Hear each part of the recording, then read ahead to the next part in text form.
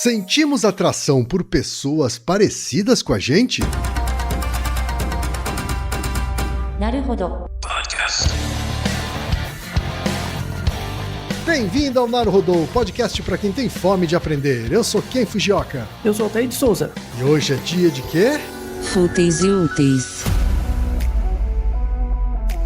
Você quer apoiar a ciência? Quer apoiar o pensamento científico? Quer ajudar o Naruhodo a se manter no ar? Ouvir os episódios e espalhar a palavra já é um grande passo. Mas existe um outro jeito. Quem possibilita isso é a Orelo. Você escolhe um valor de contribuição mensal e tem acesso a conteúdos exclusivos, conteúdos antecipados e vantagens especiais. Além disso, você pode ter acesso ao nosso grupo fechado no Telegram e conversar comigo, com Altair e com outros apoiadores. Toda vez que você ouvir ou fizer download de um episódio pelo Orelo, vai também estar pingando uns trocadinhos para o nosso projeto. Combinado? Então baixe agora mesmo o app Orelo no endereço orelo.cc ou na sua loja de aplicativos e ajude a fortalecer o conhecimento científico.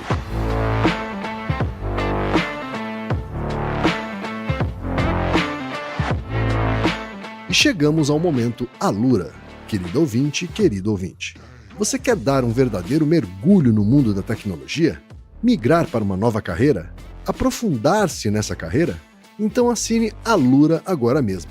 Você vai estudar, praticar, discutir e se aprofundar em uma plataforma que respira tecnologia. Na Alura, você terá acesso completo ao conhecimento, onde e quando você quiser, com novos cursos todas as semanas. E ainda tem vantagem. Ouvinte Naruhodo tem desconto especial. Mas para isso é preciso acessar a seguinte URL. Anota aí. alura.com.br/promoção/Naruhodo. Nesse endereço, além do desconto especial, você vai conhecer histórias reais de transformação de pessoas que estudaram na Alura. Então, repetindo, acesse alura.com.br/promoção/Naruhodo.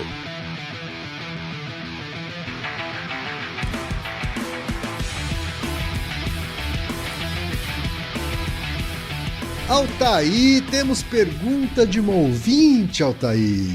Sim, eu pessoalmente não me sinto muito habilitado a ficar falando sobre relacionamento, né? Mas quando temos artigos e ciência por trás, dá para reduzir a incerteza das pessoas sobre isso. E essa é mais uma pergunta de um hub de episódios que temos sobre relacionamento. É um e-mail muito simpático, aliás. Muito simpático, Altair, como não poderia deixar de ser, porque é um e-mail que vem lá do Belém do Pará, Altair. Sim. É da Rebeca Castanho, que é química industrial e fala da capital paraense, Altair.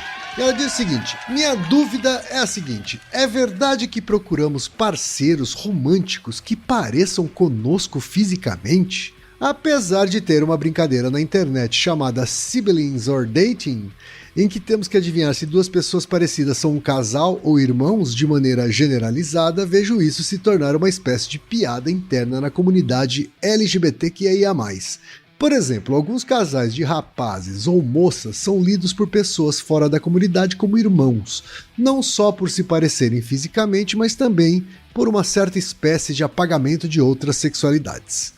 Muito dificilmente as pessoas assumem de primeira que um rapaz e uma moça parecidos sejam irmãos. Por outro lado, dentro da sigla, vejo alguns outros apontarem uma espécie de narcisismo na acepção mais popular da coisa de certos homens gays, principalmente os tidos como padrões. Numa dessas escroladas no Twitter, alguém na minha timeline postou uma matéria super interessante sobre o assunto. As 3 evidências apontadas fizeram sentido na minha cabeça, mas eu realmente gostaria de ouvir algo mais aprofundado. Falando por mim, parei para pensar nas meninas com quem já saí ou me interessei e nenhuma delas era parecida comigo fisicamente. Aliás, tendo a me interessar pelo meu contrário nesse aspecto, e também por moças de outras profissões e áreas, provavelmente por eu ser curiosa por várias coisas ao mesmo tempo e querer ouvir outros papos. Penso que a familiaridade que tendo a buscar está nas visões de mundo mesmo. Rio muito dos memes no Twitter, mas assim, como para todas as coisas da vida, sempre me pergunto o quanto dali pode ser explicado e o quanto é do nosso enviesamento para julgar antes de observar melhor. E existe lugar melhor para isso do que o meu podcast favorito? Aí ela manda aqui, Altair, o link da notícia que saiu na Super Interessante e tem um PS gigantesco aqui, não posso deixar de ler, né, Altair? Sim. Que é um PS, talvez o PS mais carinhoso que a gente recebeu. Ela diz o seguinte: Ken, o dinamismo que tu dás ao podcast é maravilhoso. Sério, gosto muito de quando contas tuas histórias e experiências, ou quando apontas dúvidas, mostras que és uma pessoa que sabe ouvir. Ó, que bonito. Adorei essa segunda pessoa no singular aqui. Viu? Isso. E Altair, te admiro demais. Me vejo muito em ti nesse entusiasmo pelo conhecimento multidisciplinar. De vez em quando eu apareço lá no Cientística com os meus comentários ou dúvidas e fico felizona quando me respondes. Lá pelo vídeo de correlação do curso de estatística desse ano, comentei que enquanto não bolasse uma boa pergunta para mandar pro podcast, brotaria por lá. Pois é, agora eu tô aqui. Enfim, espero um dia conhecê-los pessoalmente e quem sabe trocar umas ideias. E se quiserem vir a Belém um dia, serão muito bem-vindos ali, Altair. A gente já tem até hospedagem em Belém. Ó, que beleza. Agora a gente vai ter que ir. É, pois é. Eu vou ter que ir novamente a Belém, porque eu fiquei fascinado por Belém quando eu fui pra lá. De fato, eu também. Faz um tempo que eu não vou, né? Comida sensacional, o mercado ver-o-peso sensacional, sabe? O pessoal. Realmente é uma pessoa, uma simpatia. Aliás, abraço pro Vitor Camejo, nosso amigo paraense, né? Claro. Do Belém. Grande abraço. Mas aí, voltando pro episódio, Altair. Afinal de contas, a ciência tem algo a dizer sobre esse assunto? Então, vamos começar, como a Rebeca, antes de mais nada, muito obrigado pelo seu e-mail super simpático, né? Eu tenho um canal no YouTube, para quem não conhece, que é o Cientística, que é o canal que tem as minhas disciplinas de estatística, né? Que são disciplinas formais da universidade, de pós-graduação. E aí, eventualmente, as pessoas colam. E esse semestre mesmo, eu tive 150 alunos, né? Todos online. Olha lá. Ainda bem que ainda tem pessoas interessadas pela educação científica, né? Não são pessoas comuns. Mas... ainda bem que tem pessoas que não têm medo da estatística também. Então. Né? Querendo ou não, foi assim que a gente se conheceu, né, Ken? Porque você também não tinha medo. É verdade. Né? Então. A falta de medo da estatística, a ausência de medo da matemática fez a gente se encontrar, não é isso, Altair? É uma grande sinergia que já dura 7 anos quase, né? É verdade. Então, mas trazendo o ponto da Rebeca, né? Que ela gosta muito das suas experiências de vida, né? Uma vida longa, produtiva e interessante. E no caso do tema do episódio, muito mais, com um tamanho amostral muito maior do que eu, né? O Ken tem muito mais história pra contar em relação a isso, então o N amostral do Ken é mais significativo. Não é bem assim, não é bem assim. Não, é uma verdade factual, não tem muito o que ser dito. Mas enfim, você concorda, Ken? Você acha que a gente sente mais atração por pessoas parecidas com a gente? Olha, Altair, eu tenho que responder não. Porque, pelo menos não fisicamente, né? Porque assim...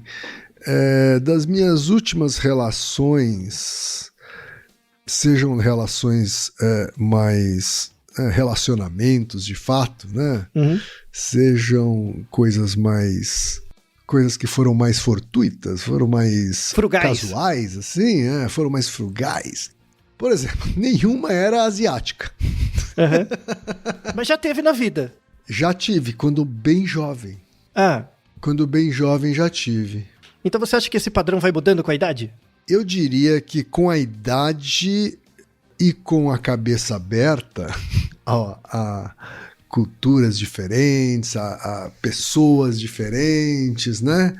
Aí acho que existe a possibilidade, sim, da coisa ficar mais diversificada, porque, enfim, né? Aumenta a sua familiaridade com outras etnias, com outras raças, né? E outras experiências mesmo, né?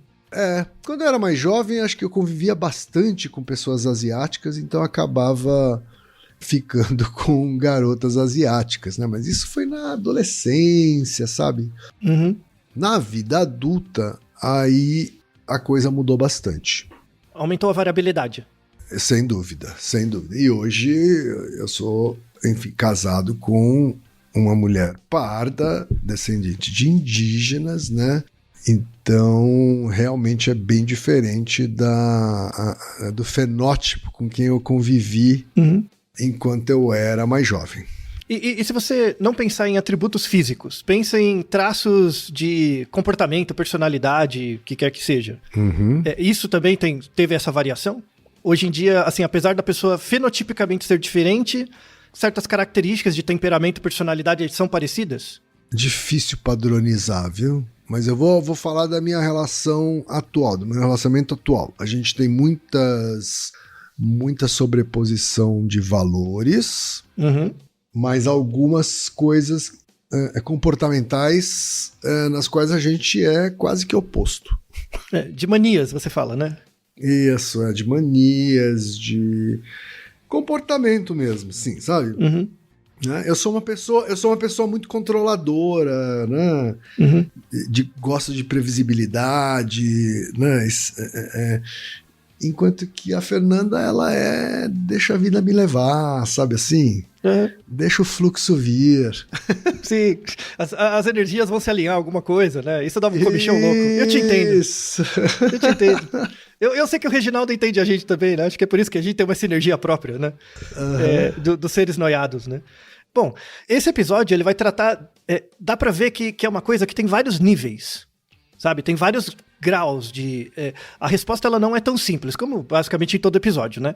Então a gente vai começar falando assim... Se a gente pensar biologicamente, primeiro, né? Causa material. Causa material e final. Se for pensar em outros organismos, eles têm uma predileção em escolher parceiros parecidos? E aí tem um conceito muito importante, que quando entra na raça humana, na espécie humana, fica mais complexo por conta da cultura, tá? Então, esse episódio ele vai tratar de um tema muito importante, que é chamado assortative mating. Assortative mating. Mating? Tá? Assortative mating. Esse é o termo, assim, próprio. A tradução seria acasalamento seletivo, tá? Só que existe esse termo na biologia, ele surgiu na biologia, mas tem esse termo também na sociologia e mesmo na psicologia.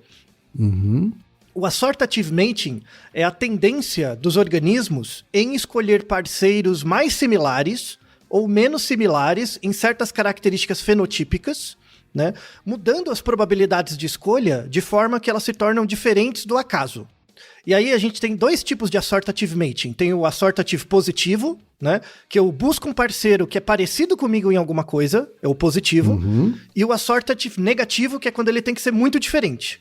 Tá? Certo. Então, na maior parte dos organismos, principalmente inseto, por exemplo, eles têm um tipo de assortative positivo, né, em que eu sou um bichinho, eu quero procurar um outro bichinho parecido comigo, em alguma característica, tá? Aí, que características são essas? Em alguns organismos é o tamanho, né? Organismos com tamanho parecido, né? Ou com cor parecida, ou com alguma forma parecida, tá?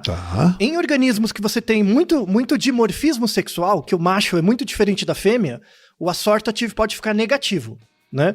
Então, quando o macho e a fêmea é muito diferente, eu tenho que procurar um organismo muito diferente da gente, né? Do par. Certo. Um exemplo, por exemplo, é o pavão. Né? O macho e a fêmea do pavão é bem diferente, né? Então a pavoa, ela procura o macho com o rabo grande, né? Que é uma coisa que ela não tem. Então ela é bem diferente dele. Certo. Tá? Seria um exemplo básico de assortative negativo, né? Só que isso tem um limite. Então assim, a maior parte dos organismos procura um organismo parecido com ele, em alguma coisa, tá? E mesmo quando é diferente, não pode ser diferente demais. Tem o limite dessa diferenciação também. Então, por exemplo, no caso do pavão, né, isso é bem raro, mas já tem registros, né, por seleção artificial. Existem mutações em que você gera um pavão albino. O pavão nasce branco. Todas as penas dele são brancas, tá? Por acaso. Então, na natureza, apareceu por acaso uma mutação, tem um pavão branco, né? O que as pessoas pensariam? Falou, nossa, esse pavão é muito diferente dos outros. Né? Um pavão totalmente branco, e é muito bonito mesmo, né? Quando você vê, né? Com certeza as fêmeas vão escolher esse pavão, porque ele é muito diferente, né? Acontece exatamente o contrário, ele nunca é escolhido, porque ele é muito, muito, muito diferente, tá? Então tem um limite, né? E aí como é que esse tipo de pavão albino não foi extinto, né? Primeiro porque é por mutação, então aparece eventualmente pipoca, né? E no caso, aí a culpa é nossa, humanos, né? A gente pega e cruza eles artificialmente para gerar pavões albinos, tá? Certo. Então, aí é uma coisa mais ornamental, assim. Mas na natureza é muito raro, tá? Mas a gente tem registro em zoológico, coisas do tipo, tá? O que não é muito legal, né? Verdade seja dita, mas, bom, enfim, tá? Então, a característica dessa parte do episódio é assim, boa parte dos organismos tem uma tendência de procurar alguém parecido com ele. Um pouquinho parecido, tá? Mas não pode ser muito parecido. Se for muito parecido, dá rejeição. Se for muito diferente, também dá rejeição, tá? Então tem um range ali, tem um limite de o quão parecido ou quão diferente é um organismo. Esse é o jogo, tá? Do assortative mating. No caso de outros organismos, esse assortative mating, ele é genético, né? São traços fenotípicos que passam pelos genes, tá? Certo. Quando a gente vai para a espécie humana, o assortative mating, você tem também uma dimensão cultural, né? Que é um conceito aí já da sociologia, né? Então você tem o assortative mating genético, fenotípico, e o assortative mating cultural, né? Tá. Que aí torna a coisa muito interessante. Então, por exemplo, tem um episódio anterior que a gente gravou, que é o 289, que a gente conversa se... conforme a gente vai ficando mais velho, a gente vai ficando mais parecido com os nossos pais, né? E aí tem um conceito nesse episódio 289, que é o conceito de herdabilidade, né? Então, conforme você vai ficando mais velho, não é que você fica mais parecido com seus pais, é que a variabilidade do seu comportamento começa a variar menos. Então, quando você é jovem, você varia muito. Tem muita variabilidade do comportamento. Conforme você vai ficando mais velho, você vai variando menos e mais próximo do range dos seus pais. Certo. Né? Então você vai ficando menos diferente deles. Não é que você vai ficando mais parecido. Você fica menos diferente, porque a sua variabilidade vai diminuindo, tá? Quando você pensa em escolha de parceiro, é algo parecido. Então, assim, a tendência, quando você é muito jovem, né, e você tem pouca experiência, é você ter uma variabilidade baixa. Você vai escolher pessoas parecidas com o que você acha que você é. Tá? Aí tem a ver com o seu exemplo mesmo, né? Então você fica lá na colônia, né? Conhece muitos orientais, então sua escolha vai mais ou menos ali, porque você está começando, né? Sim. A ideia, na escolha de parceiro, é inversamente proporcional à ideia da herdabilidade. Conforme você vai ficando mais velho, e aí depende da cultura e da sua história de vida, a variabilidade vai aumentando, tá? Mas, de novo, não vai aumentando até um limite, tem um limite superior também. Chega uma hora que bate, assim, o santo não casa mais. Tá? Certo. Então tem umas restrições também, tá? De escolha. Tá bom? Então isso é muito importante, tá? E aí é importante mostrar que quando você pensa em seleção de parceiro, né? Ou atração por pessoas, se você pegar só o argumento biológico, você vai cair naquele discurso red pill, sabe? Besta, né? Que só baseado em causa final, né? Que é comparar todo mundo com pavão, com bicho, com leão, com essas coisas, né? Com a coisa da homogamia, esses negócios todos. Não é por aí. Vamos falar dos argumentos primeiro, para mostrar que existe evidência em dizer que nós tendemos a escolher pessoas parecidas com a gente. Fisicamente, primeiro, tá? Vamos trazer um argumento para isso. Tem um artigo, 2013, muito bom mesmo, que era o seguinte, você pegava casais, então tem você e a sua esposa. Aí eu tirava uma foto do rosto da sua esposa. Tirava uma foto, né? E aí eu modificava no computador e fazia 7 versões desse rosto, com pequenas alterações, tá? Eu podia deixar o rosto mais masculino, mais feminino, sabe? Pequenas alterações da forma do rosto. E aí tinha essas 7, né, formas. E aí eu colocava uma forma extra, que era o seguinte, eu tirava uma foto do seu rosto, tá, Ken? Tirava uma foto do seu, e eu fazia um blend entre o seu rosto e o rosto da sua esposa. Certo. Eu misturava os dois, tá? Só que não era 50-50. Não era metade de cada um, porque senão você não ia reconhecer ela, ia ficar muito diferente. Tá bom. Era só um pouquinho, sabe? Uns 30%, tá? Certo. Então tinha lá gradações de graus de feminilidade e masculinidade do rosto da esposa ou do marido, né? A esposa via o marido via a esposa, né? Tal. Então tinha o seu rosto com diferentes graus de feminilidade e masculinidade do rosto, né? Além disso, tinha um rosto com um blend da esposa ou do marido, né? E tinha um outro rosto que era o seu próprio rosto, né? Só que com um blend de uma outra metade. Então, por exemplo, eu pegava a sua face direita e misturava com a face esquerda, sabe? Eu deixava o seu rosto mais simétrico, tá? Porque, você sabe, se eu tirar uma foto do seu rosto e dividir no meio, ele vai ficar um pouco assimétrico. A gente é um pouco assimétrico, é normal, tá? Então, eu faço um espelhamento do seu rosto para ele parecer um pouquinho mais assimétrico, tá? Então você vai ter 9 rostos, 9 variações do rosto do seu parceiro. E aí você olha isso aí e eu peço para você ranquear. Ó, mistura esses rostos aí, coloca eles do mais feio pro mais bonito, na sua opinião, tá? Sabe o que acontece? Sabe qual é o rosto mais bonito que os casais reconhecem? Qual? O que fica em primeiro lugar de mais bonito é o rosto da sua parceira misturada com o seu. É o rosto que tem um pouquinho de você. Né? Junto. Mas não muito. Tem Isso. mais da parceira. É o rosto da parceira. Você reconhece o rosto dela, mas tem um pouquinho de você. Certo. Só um pouquinho. E aí, tanto é que tem um experimento adicional que eles viram, né? Que o rosto mais bonito é aquele que é uma mistura, né? Aí eles começaram a mudar a proporção, a porcentagem de blend, né? Certo. E aí tem um efeito teto também. Então, por exemplo, quando o rosto da sua esposa era misturado com o seu e a proporção era maior que 33%, você já começava a achar feio. Já não ficava tão legal. É muito. Quando tinha, tipo, 10% ou menos, também ficava esquisito. Tem um limite médio, tá? Que era em torno de 20%. Entendi. 20% de mistura entre você e a sua esposa é o seu rosto ideal, tá? 80% dela, 20% seu. Certo. Interessante, né? Muito. E isso tem a ver com um conceito que a gente traz de um episódio anterior, que é o egotismo, né? Egotismo é quando uma coisa tem um pouquinho a ver com você, você tende a achar isso mais interessante. Né? Um pouquinho só a ver com você. Não muito, mas só um pouquinho, tá? Certo. Então, esse é um artigo, né? Que mostra... essa é só uma reprodução. Tem outros artigos também, estamos deixando na descrição, que mostra, assim, que fisicamente, a gente tem uma tendência a escolher pessoas um pouquinho parecidas com a gente, mas não muito. Tem que ser um pouco, tá? Se for demais, é estranho, Sim. né? Por quê? Aí a gente entra naquela discussão, como a Rebeca comentou, né?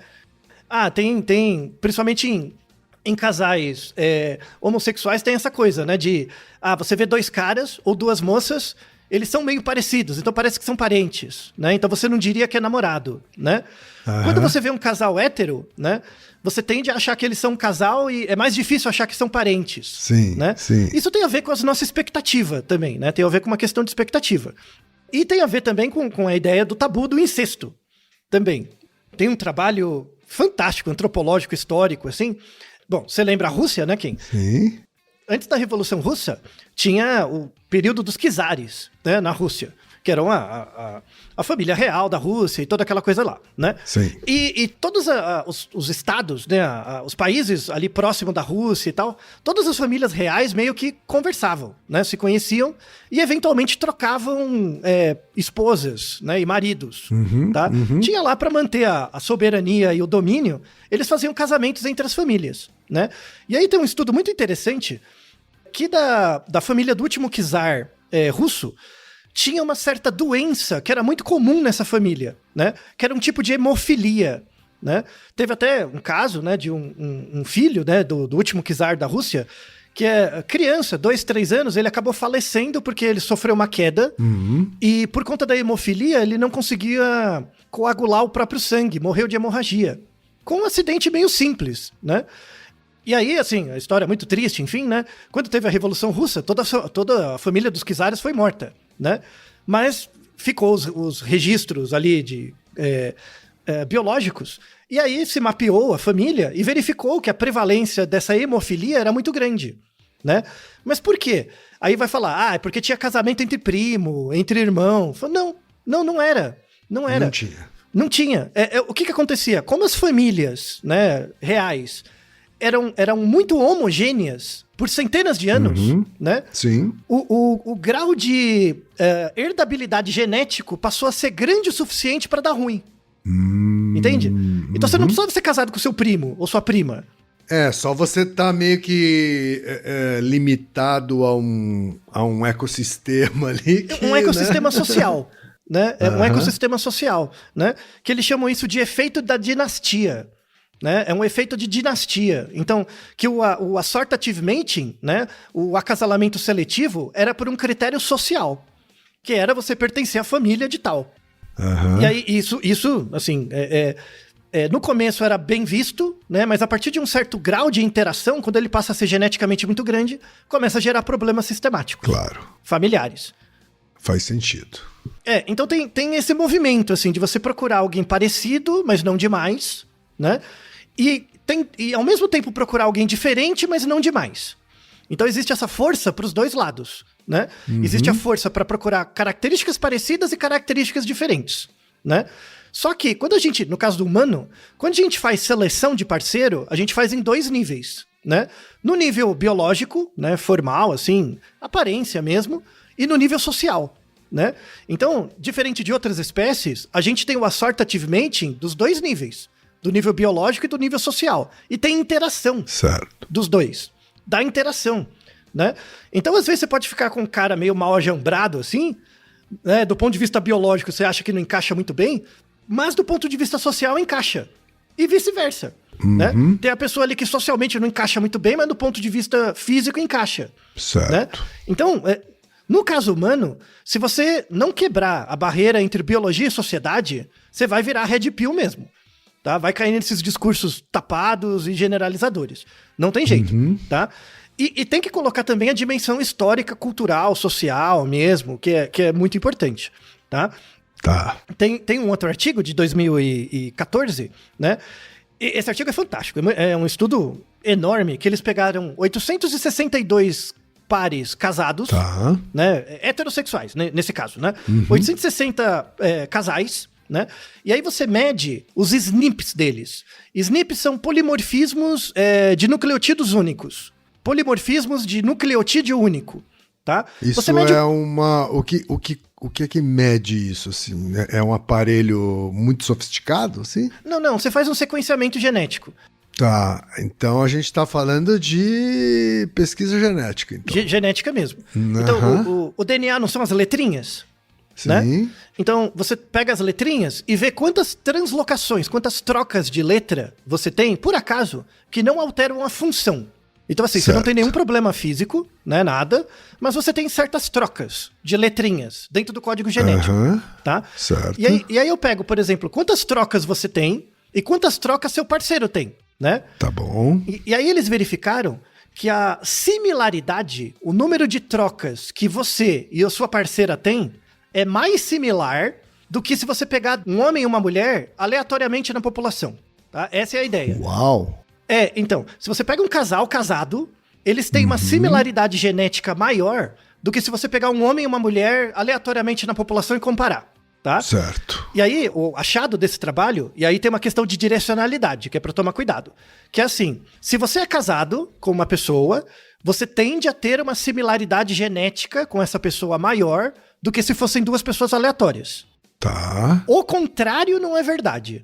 Se eu pegar 2 pessoas com similaridade genética, quer dizer que é casado. Entendeu a direcionalidade? Ah, entendi. Tá? Então, assim, não é que você casa com a pessoa por causa da similaridade genética. Mas se você é casado, tem uma maior chance de ter uma maior similaridade genética. Entendi. É a direcionalidade, tá? Então, isso é uma evidência para mostrar, assim, que a gente tem uma tendência a achar alguém parecido. Mesmo que não seja fenotipicamente, mas pelo menos no padrão dos genes. Tá?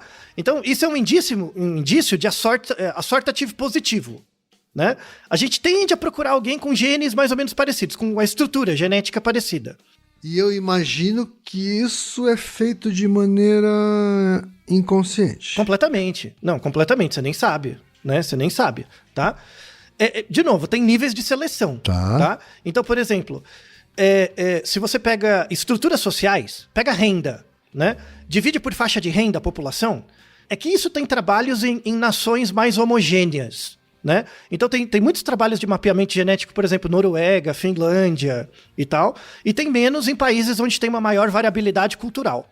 Na Noruega, por exemplo, tem um trabalho grande, né, um artigo bem feito também com isso, que mostra assim, se você pega as classes socioeconômicas, dentro da classe, de uma mesma classe socioeconômica, as pessoas têm uma menor variabilidade genética do que entre classes. Aham. Então você tem a classe A e B, né? As pessoas dentro da classe A são mais similares do que entre a classe A e B. Mas é um pouquinho só, tá? Certo. Porque isso é um indício do assortative mating positivo. Você tende a escolher uma pessoa com uma renda parecida com a sua, em média. E aí vai mantendo uma endogenia ali dentro. Certo. Tá? Mas é pequeno isso, é pequeno, tá? É um efeito baixo. Então isso é importante. Essa me parece menos inconsciente.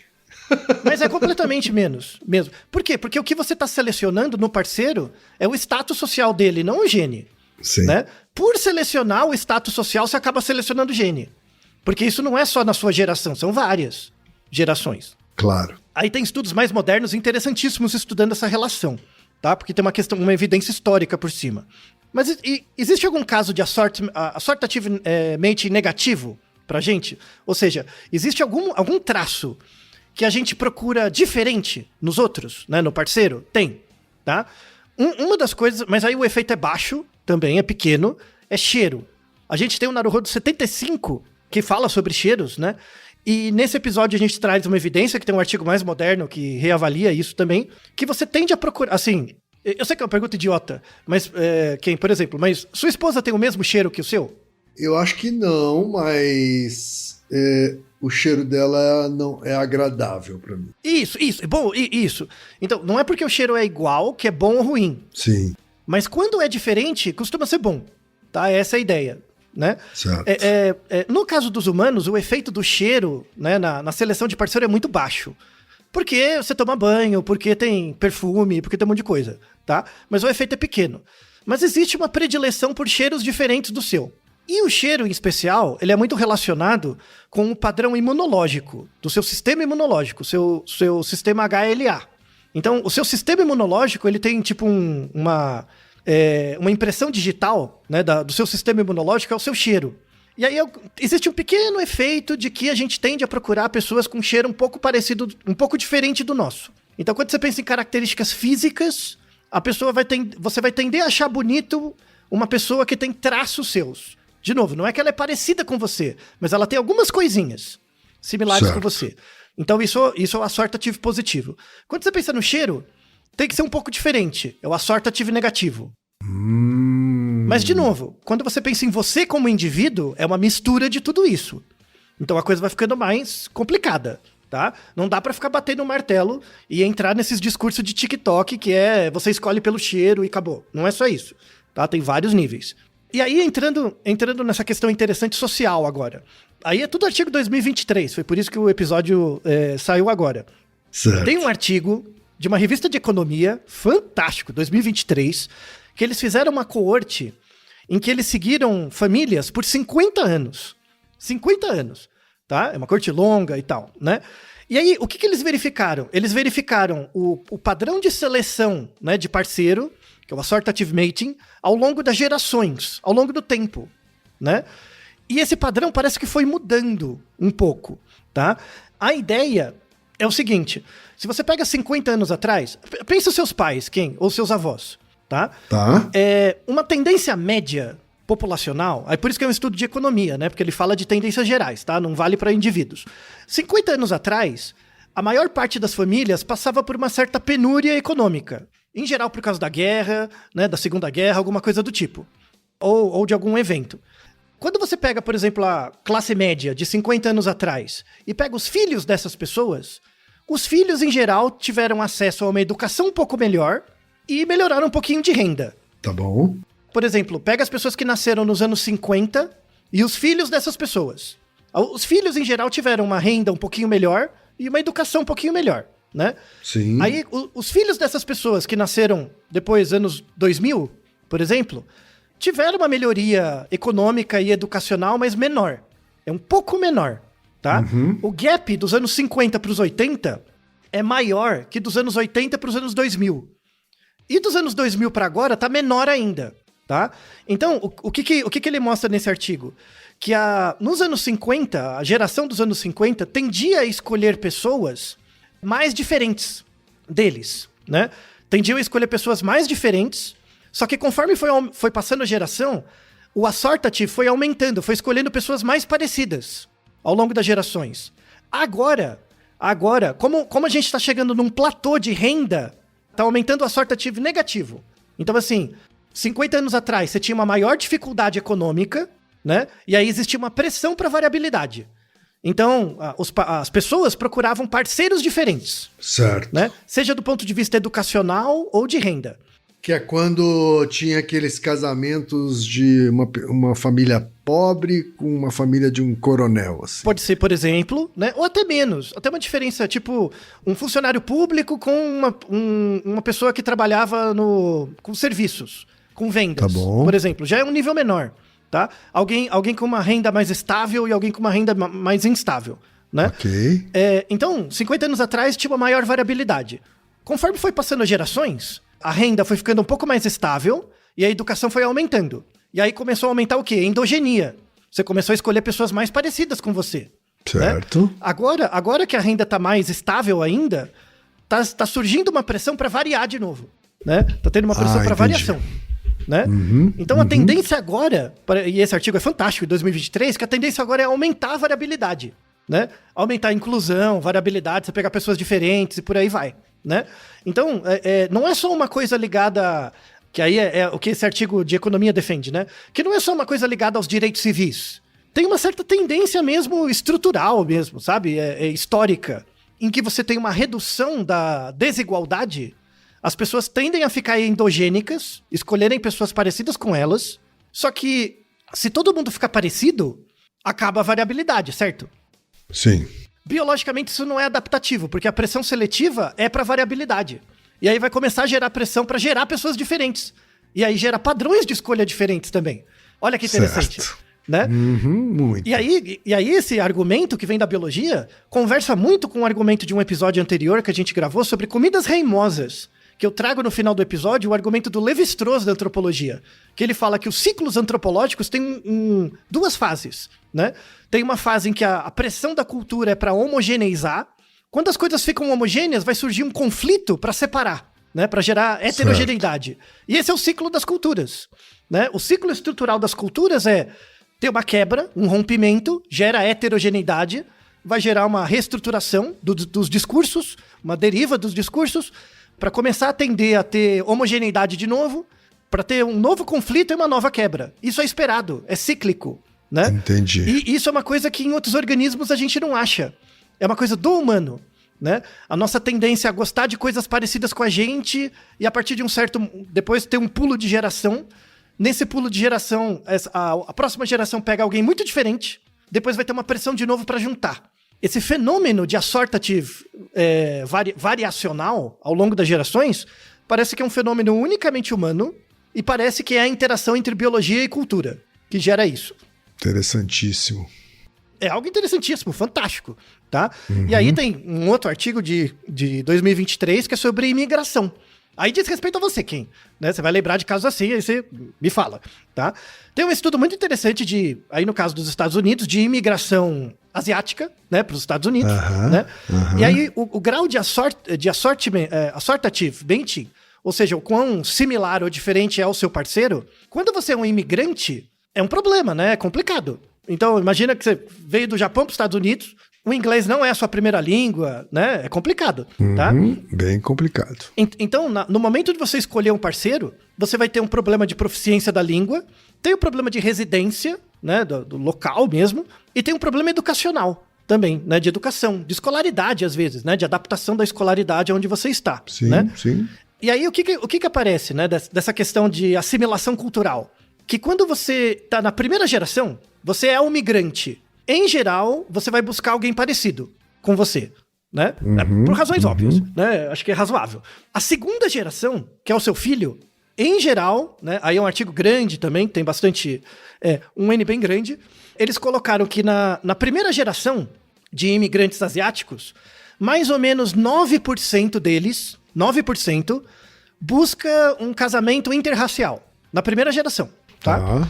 Quando eles têm filho... O filho, a proporção de busca por casamento interracial sobe para 30%. 30%. Aumenta muito, né? Porque o filho já é mais aculturado, enfim, já tem outras referências, né? O que não quer dizer que não tem um conflito. Claro que vai ter o conflito da aculturação, mas é menos. Aí o interessante é que quando você pega a terceira geração do neto, tem uma tendência a voltar na primeira. Não com 9%, mas volta para 11%. E aí, assim, o estudo continua. Eles querem saber se na quarta geração aumenta a variabilidade, para tentar mostrar esse ciclo, sabe? Certo. Esse ciclo de que a escolha por alguém parecido acontece na primeira geração, na outra tem uma quebra, depois volta, depois tem uma quebra. É uma forma de testar hipóteses, por exemplo, que vem da antropologia. Né? De que transgeracionalmente, a cada geração, você tenta romper com a geração anterior. Então, se a geração anterior é mais conservadora, você vai romper. Se a outra é mais liberal, você vai ficar conservador. Né? Certo. Muito interessante, né? Muito interessante isso. Muito. Então, a questão não é se as pessoas são parecidas ou não com você, né?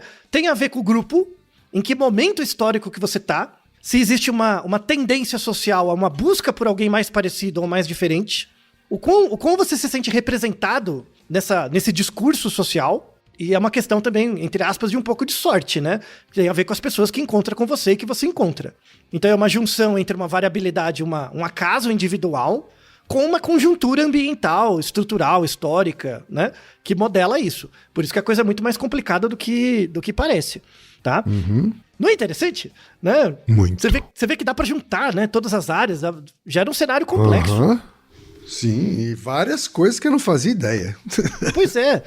Então, assim, acho que um bom resultado, né, dessa discussão, eu acho fantástica, é assim, tipo, para de ficar pensando em receita pronta. A gente gravou um Naruhodo razoavelmente recente, que é o 382, que é Quem ama o feio, bonito lhe parece, que a gente fala daquela questão do tipo. Lembra que eu te perguntei, Ken? Você tem um tipo de pessoa que você gosta? Sim. Conversa muito com esse episódio, né? Então, quanto mais diversa a sua percepção do mundo, menos as coisas parecem feias, né? Porque mais experiência delas você tem. Exato. E mais de vocês você enxerga nas coisas. Então, quanto mais diversas minhas experiências, mais de mim eu enxergo na variabilidade. E aí é maior a chance de ver coisas bonitas ali e ser selecionado ou selecionar coisas. Na prática, você acaba ampliando o seu entendimento do belo. Isso. E os seus contatos também, o seu repertório, né?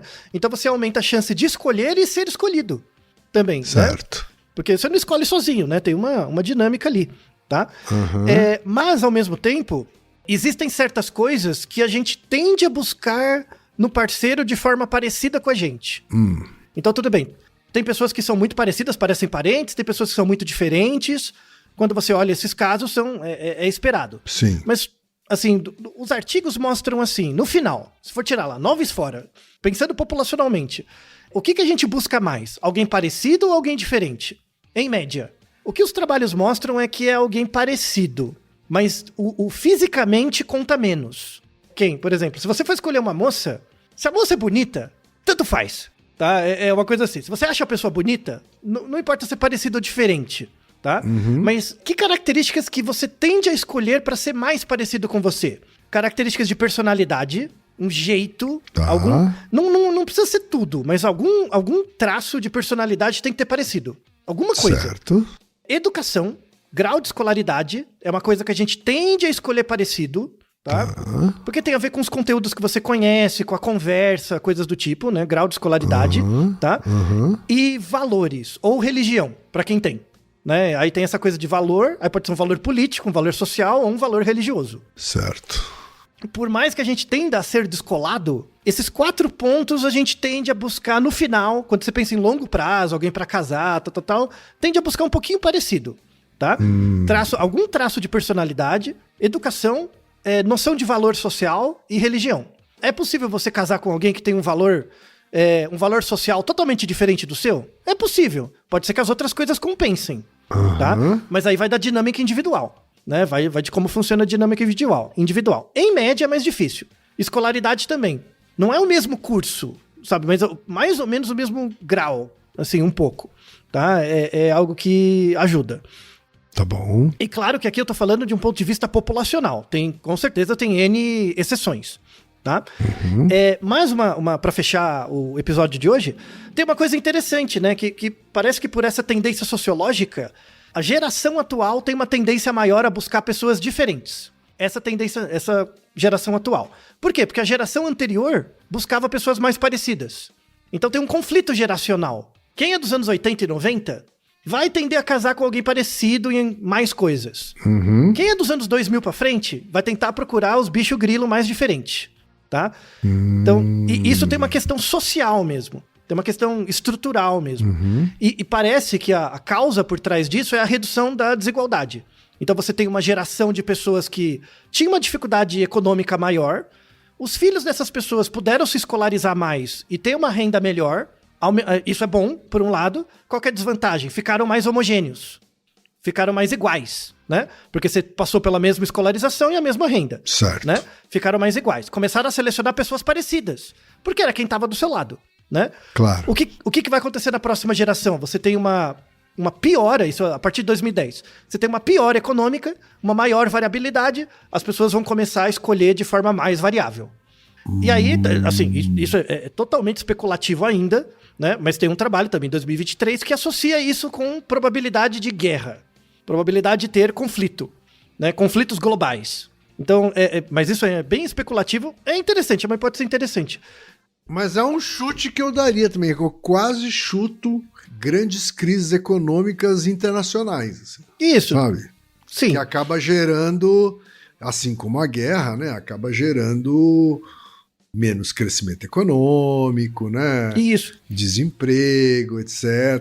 E a coisa começa a ficar menos homogênea, né? Então, se você pega nos últimos 10 anos esse crescimento de governos conservadores, por exemplo, em vários lugares, é uma tendência por uma tentativa de voltar à homogeneidade. Só Sim. que a economia, ela gera pressão social e gera pressão também na seleção de parceiros, no nível populacional, claro, né?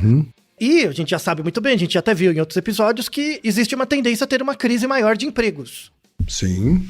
Qual que é o jeito mais fácil de um Estado resolver a questão dos empregos, Ken? Assim, você resolve em um ano. Como que você resolve questões de emprego de forma emergencial? Como é que você dá emprego para todo mundo em um ano? Que tipo de profissão é a mais fácil de gerar vagas de emprego, assim, rápido? Eu sei lá. Muito comum na história, não é nada novo. É. Todo mundo vai pra prostituição? Não, agora que você falou pode ser, né? Só que aí tem que ter o cliente do outro lado, fica meio difícil. É verdade, é verdade. Então, a profissão mais fácil, e surpreende quando você ouvir, é ser soldado. Soldado. Claro. Né? E você recruta literalmente aos milhões, né? Isso, e Numa rapidamente. guerra. Foi o que aconteceu na Primeira Guerra, na Segunda, né? E Sim. listas de alistamento e tal. É um jeito muito fácil, entre aspas, triste, né? Mas fácil de movimentar a economia. Certo. Então, até um passado recente, o custo de oportunidade de você implementar uma guerra era muito alto. Então, isso gerava uma sensação de dissuasão entre os países para impedir. Hoje, por conta da crise, esse custo de oportunidade está ficando mais baixo. Talvez valha a pena para algum governo. Porque a pessoa tem pelo menos ali o seu soldo como renda. Muito bem. Isso. Isso. Vira uma espécie de renda universal militarizada. E rápida, né? Onde você consegue fazer a manutenção de certas ideologias e condicionar escolhas de parceiro. De fato. É fantástico. Tem um artigo na descrição fantástico sobre o histórico de casamento durante a Primeira e a Segunda Guerra, né? Era aquela coisa, tipo, eu tenho 21 anos, né? Sei lá, terminei a escola, tinha minha namoradinha, a gente casa e eu vou pra guerra, né? Sim. E ela tá garantida com salário e eu também, sabe? Então, verdade. É interessante, né? Você vê como a economia mexe na sociologia, que por conta de uma tendência nossa antropológica a unir e quebrar as coisas e gerar esses ciclos, já dizia o Levi-Strauss, né?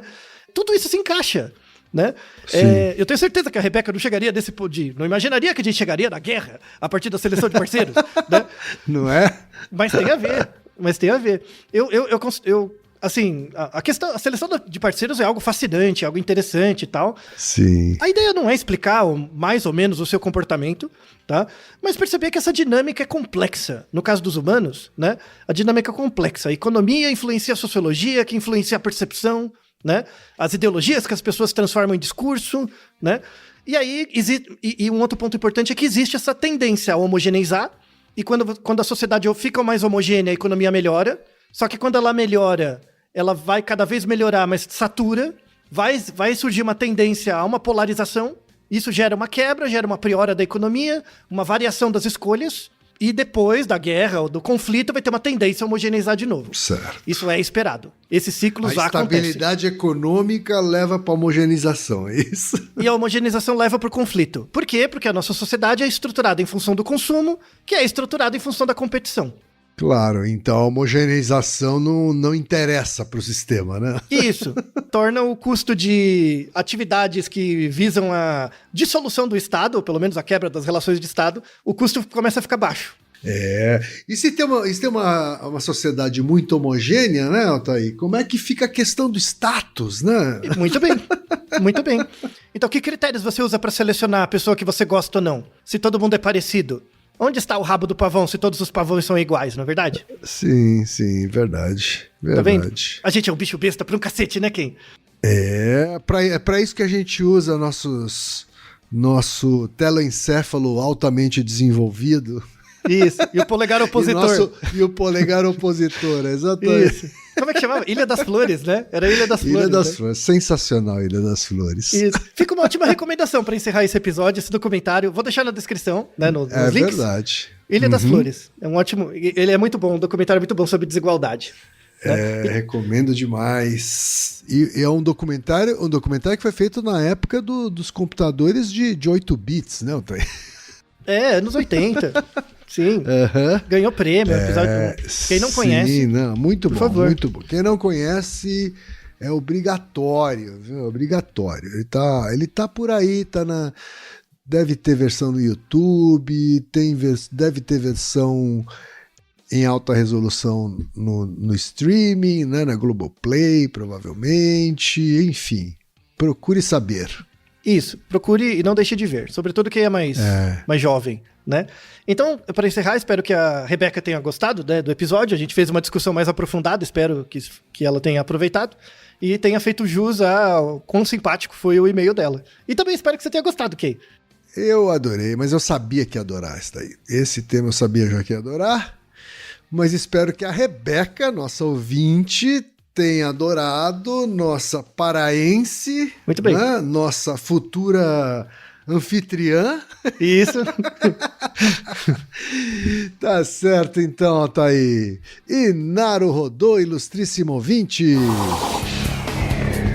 E você já sabe, aqui no Naruhodô, quem faz a pauta é você. Você tem alguma pergunta pra gente ou quer comentar algum episódio? Escreva pra nós. podcast@naruhodô.com.br. Repetindo? podcast@naruhodô.com.br. E lembre-se, mande nome completo, idade, profissão e a cidade de onde você está falando. É isso aí. Naruhodo. Esse podcast é apresentado por b9.com.br.